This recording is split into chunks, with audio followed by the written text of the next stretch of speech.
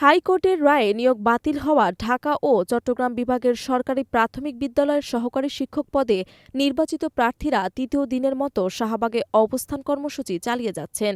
আজ বুধবার জাতীয় জাদুঘরের সামনে অবস্থান নিয়ে নিয়োগ নিশ্চিত করার দাবিতে বিভিন্ন স্লোগান দিচ্ছেন তারা।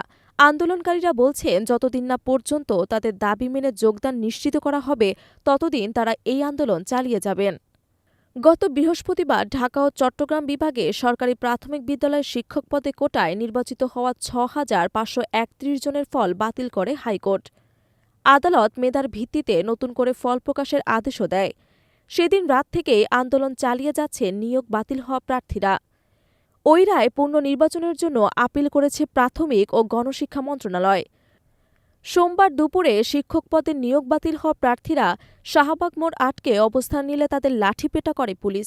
ওই ঘটনার পর থেকে তারা রাতে শাহবাগে অবস্থান নেন। এর আগে তারা প্রেসক্লাবের সামনেও অবস্থান নিয়েছিলেন বলে জানা গেছে।